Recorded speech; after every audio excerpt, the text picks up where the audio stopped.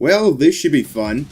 In the 80s, two advertising producers named John Cherry and Jerry Carden created a character named Ernest P. Worrell, played by the late great Jim Varney, to do local advertisements for a whole bunch of products. And apparently they were successful enough that in 1986, he made the jump to the big screen in a movie called Dr. Otto and the Riddle of the Gloom Beam.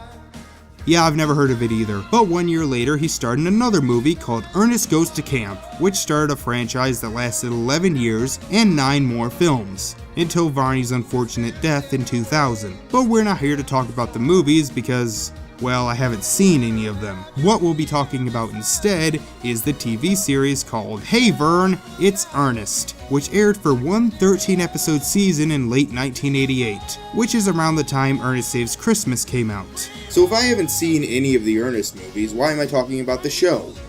Well, the first episode is called Hey Vern, It's Outer Space. How could you not be curious with a title like that?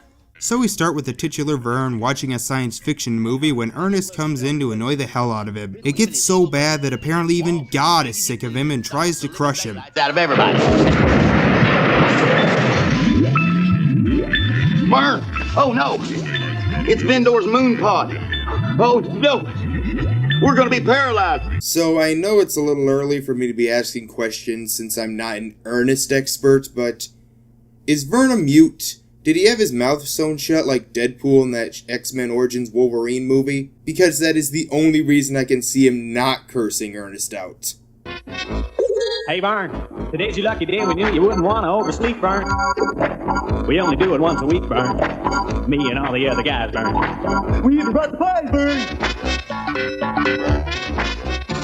Yes, you're in a speedboard with a story and a moral and a big chuckle, hip trip, double hip, super supreme show. You know what I mean? Stop. Hey, Vern. We moved the Stop. furniture and now we're going to fire. Hey Vern, it's me! I'm on TV! The device has a countdown on it, and Ernest assumes this means they have 48 hours before it unleashes a deadly germ that will destroy the world. He's an expert on this stuff. You know, for the first episode of a comedy show to be about the possible end of the world, I have to give them some major props for that. One loud noise and... Don't even breathe, Vern. Don't even breathe. The hell? Then, Sergeant Glory here. Now listen up, you little space cadets. Sorry, I've sat through too many shitty Family Guy cutaway gags. I no longer like stuff like this. Hi, I'm Chuck. Hi, Chuck. I'm sorry, I was kind of watching a show about a device that could destroy the world. We got a centrifugal force machine hooked up. You want to watch? Yeah. Ah! You ready?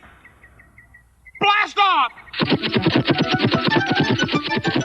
Faster, Bobby, faster! Those two whip forces are about to catch up with you!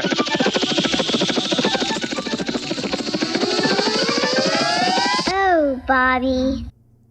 Oh, Bob. Why don't you? Oh, fuck. Why don't you be the moon for a while? This show really does ask the tough questions. Oh, thank God we're back with Ernest. Please never leave me again. In the movie, the guy that touched it turned 2 different colors. Or he broke out in polka dots. I don't know. I'm probably only just half right. Uh-oh. Mom. No, not again! Alright, I guess this one isn't too bad. It's about an alien who wants to get a pet earthling and his mother says yes. This is the worst episode of Star Trek I've ever seen. He goes down to Earth where he meets Jim Varney dressed as an old woman and then he kills her. A tragedy if I say so myself. Hey kids, it's time for Lonnie Don's School of Hollywood Sound Effects. What the hell am I watching? Today let's learn about the sounds I did in a movie called The Zombies Are A-Comin'. The Zombies Are A-Comin'. It sounds like alien monsters being absorbed into the human skull. Goes something like this. First you take the meaty part of your hand, wrap it around your jowl, put your fingers to your other jowl, and blow.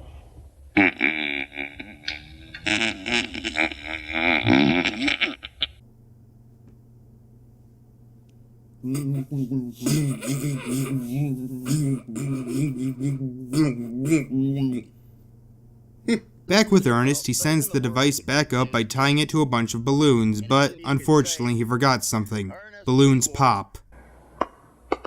Defender of... the neighborhood! Touchdown! Also, they're both dead. Uh-oh. Uh-oh, indeed. Be sure to stay tuned for the heartwarming adventures of My Father the Clown as Eddie, Skeeter, Mike, and Mom worm their way into your hearts with that hilarious mixture of seltzer, cream pie, and traditional family values. My Father the Clown. Starring Rob Schneider. Then we get a skit about a photographer. It isn't funny and it's not weird enough to comment on. Ernest tells Vern that it really is the moon pod from the movie and starts to disappear from reality. Am I piercing the void here, Vern? Am I making myself clear?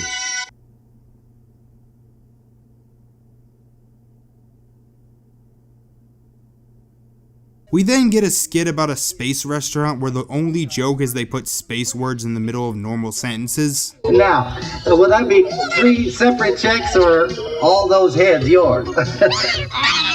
Oh, just a joke. Hashtag space racist. Oh dear God, what the fuck is that? Well, now we know where Dan Schneider got the idea for Baby Spencer. Back with Ernest, he tries to slingshot the device into space, and really, why isn't he dead yet? We cut to the spaceship where we see the alien notices that his device is gone. A viral moon pod was sighted today in the vicinity of Vern's house. Ah yes, Vern's house, a place so famous that everyone in the world and in the galaxy just knows where it is. Oh god, the dust bunnies from Big Comfy Couch are out for revenge, run! Oh, hi, I'm Mac, and my roommate George here feels like lizards have been kind of left out of the space program. George says they've sent monkeys, mice, and men up in space, so now he wants to be the first lizard. Yeah, trust me, you don't want to send little tiny lizards into space. Bad things happen. Russian officials say 5 geckos that were sent to space have died. No! Ernest tries to send the device back to the moon via airmail, but it doesn't work. Well, we'll be right back. Know what I mean? So, in Vern's head, what the fuck is he talking about? Does he know he's in a TV show? Holy shit, an actual woman! Then we get back to that alien kid who picked up that old woman as a pet, but his mom says he has to take her back. Thank goodness for strict moms. And to think I almost became a space pet. Well, that was pointless. The next time you're relaxing and you see me waxing, if it isn't too taxing, say hi. Okay. Hello? Hey, where the fuck are you? Come on. Come on, I gotta edit this. Son of a bitch. Hi, I'm Ernest Tongue. You know, Ernest likes a lot of foods that are pretty rough on us tongues. But us tongues, we never know what's coming next until it's too late. The power of the pod is taking over my bod. I've been getting these quick spurts of motion sickness, and I feel them coming on again. Or maybe it was just those Mexican jumping beans we had for lunch. Know what I mean? Ernest! Purpose! You need purpose! Then there's a skit with a magician, but I'm just gonna skip it because I hate it so much. Ernest then tries to shoot it up into space, but... It worked, Vern. It worked. Once again, the viral moon pod crashed into Vern's house. Oh what, you didn't have the budget to show that one? Yeah, I'm kind of wondering where my roommate George is too. I really don't care. George! George, you all right? Did you have fun? Could you see okay in the dark? George, how could you? She's just not like us. Hashtag super space racist. Now they've basically run out of skits and are just rehashing ones from earlier. Apparently the clown wants to be an astronaut. So I'm guessing this is a haunting hour deal where clowns are literally a different species? This is America, son. Skeeter can be anything he wants. And I predict we will see a clown on the moon in my lifetime. How about the first clown president? Afraid somebody already beat you to that one.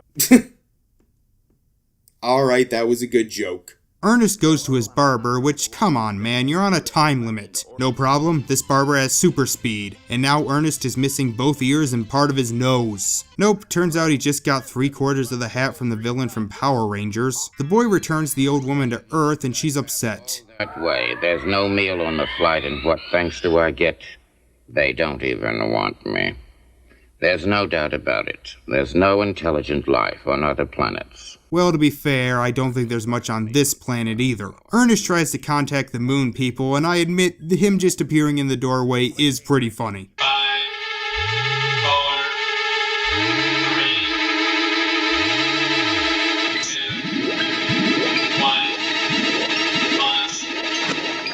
It worked. My sinister invention worked. Burnt toast? Perfectly burnt toast. Every time. You know, I really don't get what everyone's complaining about. I like burnt toast. Michael Jordan, Wayne Gretzky, and Bo Jackson. They're the Pro Stars, and they're up next on Fam TV. Oh, God bless the 1980s and their endless commercialism. So that was Hey Vern, it's Ernest, and it was alright. It's cheap, it's stupid, it's loaded with filler, but it is kind of charming in its naive innocence. Some of the skits can get a laugh, and the actors really are trying, and it has just the right amount of weirdness that a lot of shows back then had. I won't say I'm gonna rush to see the other 12 episodes, but if you want to check them out, it's completely harmless. Next, we'll be going back to more recent times with a reboot on Cartoon Network. Yes, it's exactly what you're thinking of. See you next time. Bye. Hey, Vern! Hey, Vern, it's me! I'm on TV!